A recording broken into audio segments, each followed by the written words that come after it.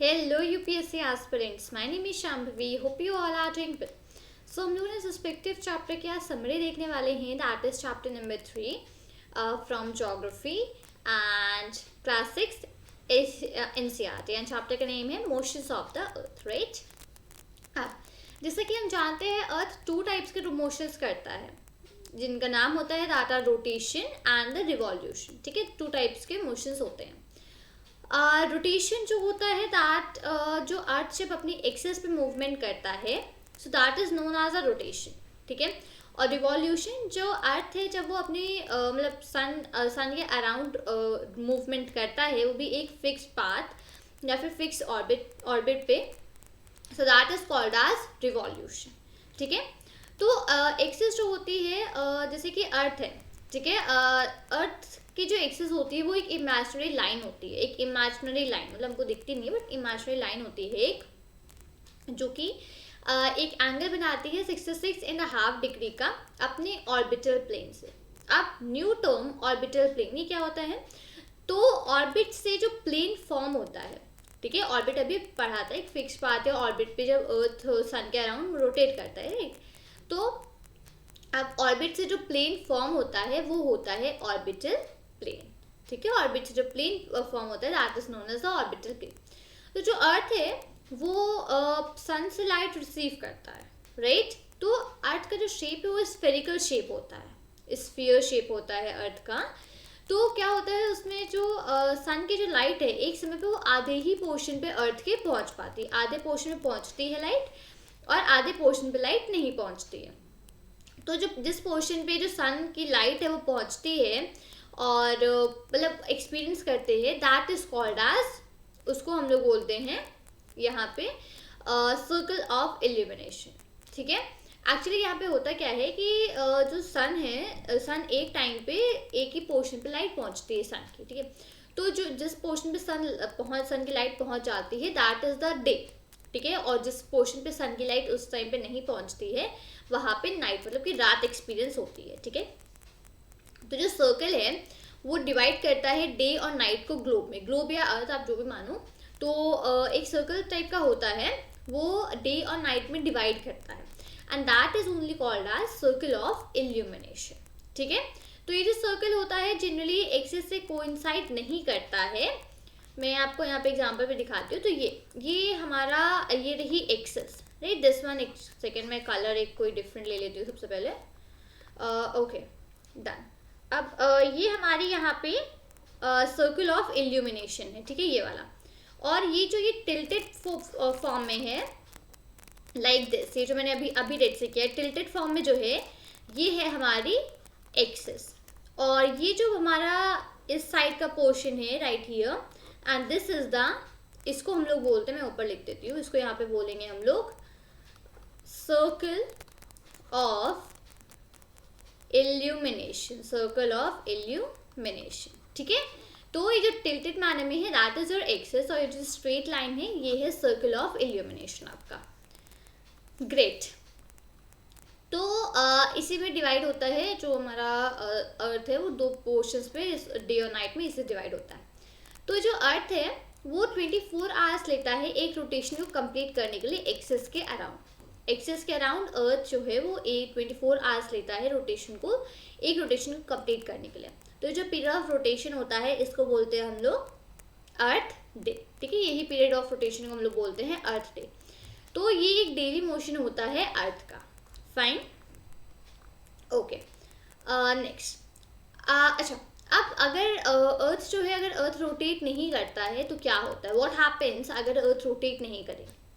तो जो अर्थ का पोर्शन है जिसमें कि सन की लाइट हमको फेस हो रही है, जिसमें हमको डे हम लोग एक्सपीरियंस कर पाते हैं, वो बहुत ज़्यादा गर्म हो जाए अगर अर्थ रोटेट ना करे और उसके एक पोर्शन में लाइट पहुंचती रहे, सिर्फ एक पोर्शन पर लाइट जाए, तो वो जो पोर्शन है जो एरिया है उसमें बहुत ज़्यादा गर्मी हो जाएगी. राइट.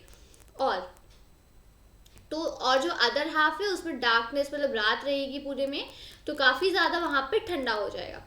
तो लाइफ ऐसी जगहों पे पॉसिबल हो ही नहीं सकती. इतनी ज़्यादा एक्सट्रीम कंडीशंस में लाइफ इज़ नॉट पॉसिबल.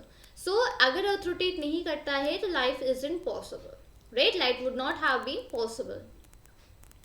तो जो अर्थ का जो सेकेंड मोशन होता है सन के अराउंड अपनी ऑर्बिट पे, सन इन इट्स ऑर्बिट, तो उसको बोलते हैं हम लोग रिवॉल्यूशन।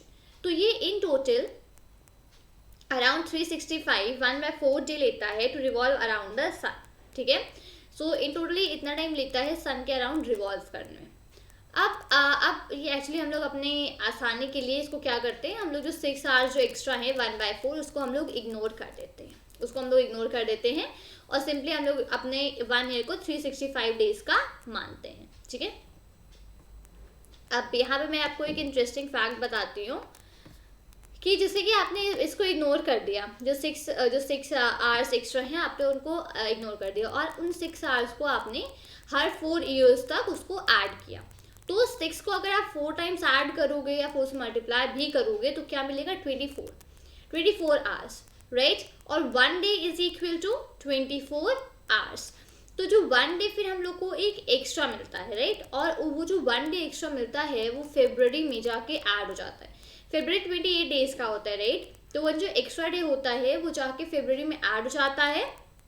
तो उस रिस्पेक्टिव ईयर में जो फरवरी होता है वो 29 डेज का हो जाता है, और that is your leap year. जब फरवरी में हम लोग को 29 डेज एक्सपीरियंस होते हैं तो हम लोग कहते हैं कि लीप ईयर है, राइट। तो इसी तरीके से जो लीप ईयर है, एवरी 4th ईयर हमारा लीप ईयर होता है, क्योंकि एवरी 4th ईयर फरवरी में जो है एक डे जाके वहाँ पर ऐड हो जाता है, एक एक्स्ट्रा डे ऐड हो जाता है, जो कि जो रेस्ट 4 ईयर्स थे उनके प्लस 6 आवर्स निकाल के उनको सम करके एक न्यू डे फॉर्म होता है, और उस डे को हम लोग ऐड कर देते हैं फरवरी में, and that is called as respective, हम उसको बोलते हैं लीप ईयर, राइट। तो ये इस तरीके से पूरा का पूरा यहाँ पे फॉर्मेशन लीप ईयर और इन सब चीज़ों का यहाँ पर होता है। तो यही सब चीज़ों की एक्चुअली वजह से जो हमारा लीप ईयर होता है, इसी सब चीज़ों से यहाँ पे फॉर्म होता है हमारा leap year, okay, great. Okay, अब ये क्लियर है कि जो अर्थ है वो सन के अराउंड ना एक इलेप्टिकल ऑर्बिट में रोटेट करता है, एक इलेप्टिकल ऑर्बिट में मूव करता है वो सन के अराउंड। अब ये यहाँ पे इलेप्टिकल ऑर्बिट किस तरीके का होता है, तो यहाँ पे ये जो आप एरोज देख रहे हो, राइट, ये जो एरोज यहाँ पे शो हैं, ये एरोज यही डिनोट कर रहे हैं कि जो सन है, जो अर्थ है वो सन के अराउंड ना इलेप्टिकल ऑर्बिट में रोटेट करता है, ठीक है। तो ये चीज़ें यहाँ पे ये इसको यही रिस्पेक्टिवली शो कर रही हैं। अच्छा, ठीक है। अब हम लोग ये नोटिस करते हैं कि जो अर्थ है वो सेम डायरेक्शन में through out the complete orbit में जो अर्थ है वो सेम डायरेक्शन में ही एक तरफ इंक्लाइन है, एक तरफ इंक्लिनेशन जो है, ये इंक्लिनेशन एक ही तरफ है पूरे उसमें, ठीक है, पूरे डायग्राम में। सो अब एक ईयर जो है वो यूजुअली समर, विंटर, स्प्रिंग और ऑटम सीजन्स में डिवाइड हो जाता है। तो ये जो सीजन्स हैं ये अर्थ की जैसे जैसे पोजीशन चेंज होती है अराउंड द सन, जैसे जैसे अर्थ की जो पोजीशन है वो सन के अराउंड चेंज होती है, तो उसी तरीके से यहाँ पर ये ऑटम सीजन्स और डिफरेंट सीजन्स हमको एक्सपीरियंस करने को मिलते हैं। समर, विंटर, स्प्रिंग और ऑटम, ये सारे सीजन हमको एक्सपीरियंस करने को मिलते हैं। अब यहाँ पे हम लोगों ने जैसे कि 24 जून को नॉर्दर्न हेमिस्फीयर जो है वो सन की तरफ टिल्टेड होता है, ठीक है। तो जो रेज है सन की वो डायरेक्टली ट्रॉपिक ऑफ कैंसर पे फॉल करती हैं आके, और इसका रिजल्ट ये होता है कि वहाँ पे जो एरियाज है वो ज़्यादा हीट रिसीव करते हैं, ठीक है। तो जो एरियाज जो पोल्स के पास होते हैं, पोल्स के नियर होते हैं, जो कि लेस हीट रिसीव करते हैं, सन की रेज, क्योंकि सन की रेज जो होती है वो स्लांटिंग होती है, स्लांटिंग डायरेक्शन मतलब कुछ ऐसी टेढ़ी डायरेक्शन में होती हैं। तो जो एरियाज पोल्स के पास होते हैं वो कम हीट को रिसीव करते हैं। तो जो नॉर्थ पोल है वो सन की तरफ इंक्लाइन होता है, और जो प्लेसेस हैं वो आर्कटिक सर्कल के बियॉन्ड जो होती हैं वो डे लाइट को एक्सपीरियंस करती हैं कॉन्टिन्यूसली 6 महीने के लिए, ठीक है। और नॉर्दर्न हेमिस्फीयर के, जैसे कि नॉर्दर्न हेमिस्फीयर का जो काफ़ी बड़ा पोर्शन है उसको सन से लाइट मिलती रहती है। तो ये जो है ये समर इन रीजन्स में नॉर्थ ऑफ द इक्वेटर में समर एक्सपीरियंस करने को मिलता है। तो जो लॉन्गेस्ट डे होता है और शॉर्टेस्ट नाइट, मतलब सबसे लंबी दिन और सबसे छोटी रात होती है 21 जून को। इस टाइम पे सदर्न हेमिस्फीयर में क्या हो रहा होता है, इस टाइम पे सदर्न हेमिस्फीयर में जितनी भी कंडीशन है सारी की सारी रिवर्स होती है, मतलब वहाँ पे विंटर सीजन होता है और रातें लंबी नहीं हो, रातें बहुत लंबी होती हैं डेज के कंपैरिजन में। तो उस टाइम पे जो पोजीशन होती है अर्थ को, इस पोजीशन को हम लोग बोलते हैं समर सॉल्स्टाइस, ठीक है। और अब अगर हम दूसरी बात करें 22 दिसंबर की, तो 22 दिसंबर को जो ट्रॉपिक ऑफ कैप्रिकॉर्न होता है वो डायरेक्ट रेज रिसीव करता है सन की, ठीक है, साउथ पोल में, जो कि उसकी तरफ टिल्ट होती है। तो जो सन की जो रेज है वो वर्टिकली फॉल करती हैं ट्रॉपिक ऑफ कैप्रिकॉर्न पे, ठीक है। तो जो सदर्न हेमिस्फीयर का काफ़ी बड़ा काफ़ी लार्ज पोर्शन है उसको लाइट मिलती है। तो इसी वजह से जो समर है वो सदर्न हेमिस्फीयर में होती है, जहाँ पे लंबी रातें और लंबे दिन और छोटी नाइट्स होती हैं। अब इसका रिवर्स होता है नदर्न हेमिस्फीयर में, तो उसको बोलते हैं हम लोग, इस पोजीशन ऑफ द अर्थ को बोलते हैं विंटर सॉल्स्टिस, ठीक है। तो 21 मार्च और सितंबर 23 को जो डायरेक्ट रेज होती हैं वो इक्वेटर पे, सन के डायरेक्ट रेज इक्वेटर पे फॉल करती है। तो इस पोजीशन में ना तो पोल बहुत ज़्यादा सन की तरफ टिल्ट होता है, तो ये सब चीज़ें नहीं होती हैं।